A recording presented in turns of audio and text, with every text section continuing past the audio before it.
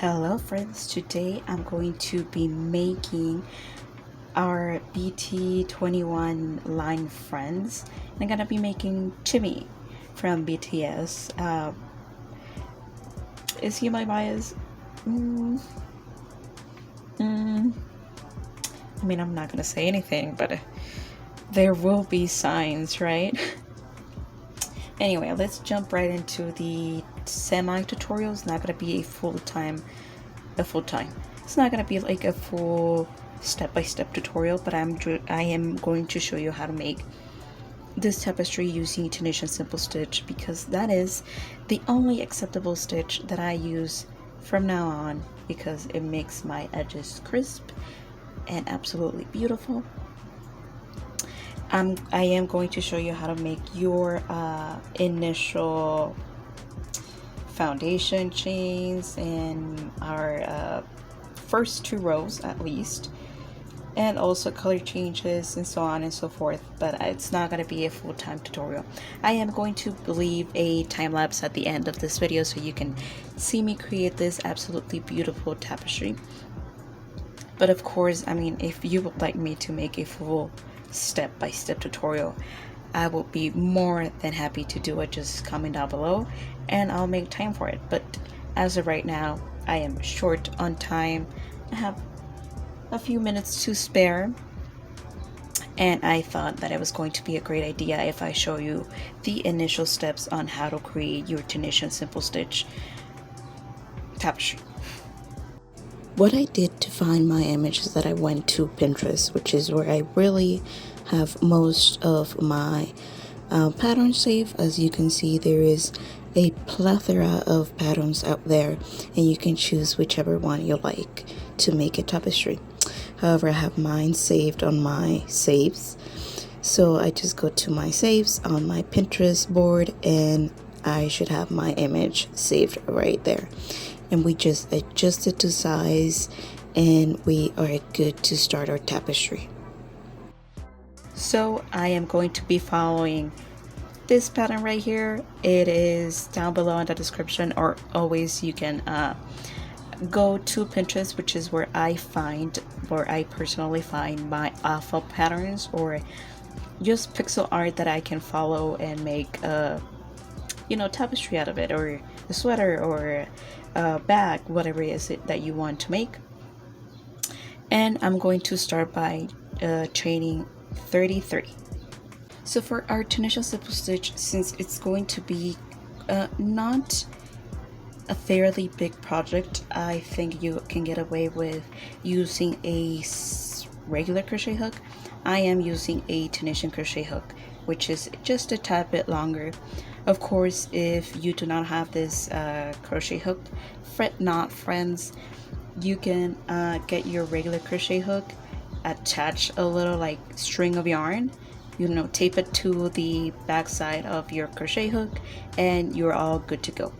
The reason being is that we're going to be kind of knitting, which is just going to entail that we need to fit all of our stitches in our hook at the same time. But you'll figure it out, don't worry. We get creative as crocheters. Anyway, so we're going to turn our chains. So this is the front side of our foundation chains, and we're going to turn them around, and we're going to work onto these back bumps right here. This one's right here. This stitch that we always have on our hook counts as 1. So we're not gonna go onto that bump right here. This little bump right here corresponds to this first stitch, and we're gonna go straight to the second one, inserting our hook, yarning over, pulling, and we keep our stitches in our hook. And this is going to be our first row, at least the first part of our first row, because there is 2 parts to each row. I'll show you right now when we get to the end of this row. So just need to pull all of our stitches all the way down this row. And now that we have all of our stitches in our hook, we're going to do a return pass, which is our second part of our row. We're going to chain one onto the very last stitch.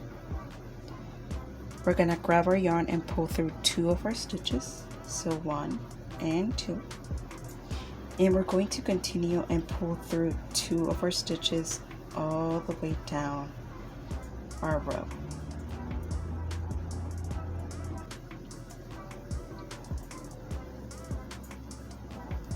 And we should end up with something like so. So for our very next row, which is going to be our second row, we're going to count those blue squares, and it's going to correspond to the number of stitches that we need to make on our project, always counting this first stitch as one. So we're going to count, which is 1 2 3 4 5 6 7 8 on this second row. So we're gonna do 8 blue stitches. Now let me show you. This is going to be our Tunisian stitch. Now our first row was going to be our foundation row. Our very second row is going to be like our repeat, so this is going to be true for the rest of our project. We're going to insert our hook only onto those front loops of our previous row. Inserting our hook onto this very same loop, and we're going to pull. So we have 2 stitches in our hook now, and we need 6 more, at least 6 more blue stitches. Try to make them nice and loose, like so. 1 2 3 4 5 6 7, and our very last stitch, 8. Now we get to introduce our black, and it's just the same thing that we've been doing. We're just going to insert our hook onto the very next stitch that requires our new color, inserting our hook, yarning over with that new color, and pulling. And that's all. We of course correspond to the number of squares, so right now we have 1 2 3 4 5 6 7 black stitches.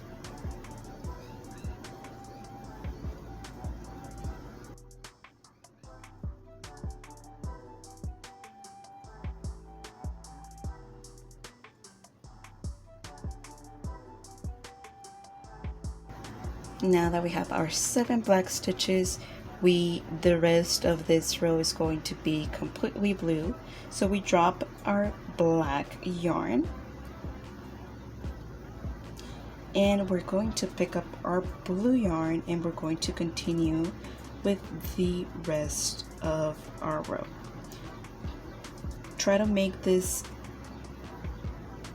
piece of yarn nice and loose, since we're moving it from here all the way over here. We just don't want our project to warp or anything like that, and we just continue all the way down this row. Now with all of our stitches in our hook, we're going to do our very next second step of this row, which is our return pass. Chaining one onto the very last stitch, always chaining one onto that last stitch. Just like regular crochet, we need to chain one onto to make our next ladder of rows.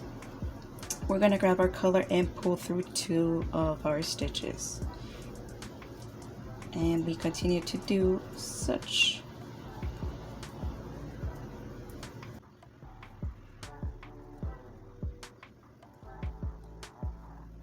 Until we reach this point right here.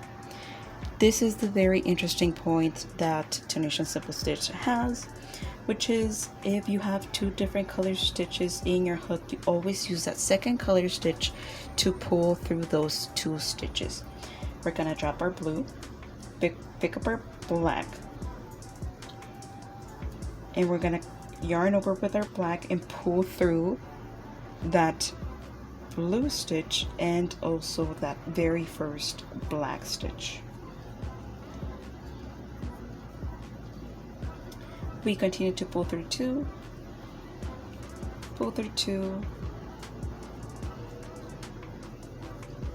until we reach our very second color change.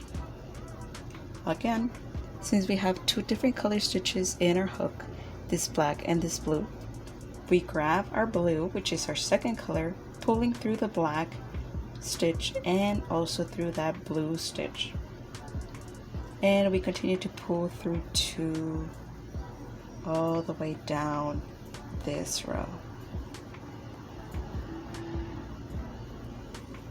And you should have something that looks just like this.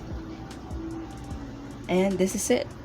This is actually the end of our startup tutorial, because this is all you need to know for Tunisian simple stitch. As you might notice, we work onto the front side of our project, so you only look at this part of our project. You do not turn your work at any point of your project at all. It is absolutely amazing. You don't need to hide any ends, you don't need to do anything about it, you don't need to carry your yarn, which I think it's a miracle, because I never understood that. I couldn't figure it out. I never could figure it out whenever I needed to turn my work. But right now you can always work onto the front side of your project without needing to worry about all those little things out there. But yes, this is the end of our tutorial. You can do this, of course. You just only need to count your squares, which correspond to the number of stitches that you have, and change colors appropriately. If there is a second tip that I can tell you, or that I can provide to you, is that since we only have the outline of the black right here in our pattern, I do suggest that you have 2 different cakes of yarn for this side of your project. Like if you divide it onto 2, if you have a cake of black for this side and then a cake of black for this other side, so you do not create those like, oh, I need to pull my black all the way from here to all the way over here. So you don't need to waste any more of your yarn. You just pull another cake of yarn and you're good to go. As I said before, you can always go down in the description and click on the link that I provided for the Pinterest pin with this exact pattern, or you can always, you know, take a screenshot of, try and put somewhere in this video tutorial the actual pattern, like a clean pattern, not this kind of thing. But yeah, good luck and happy crochet.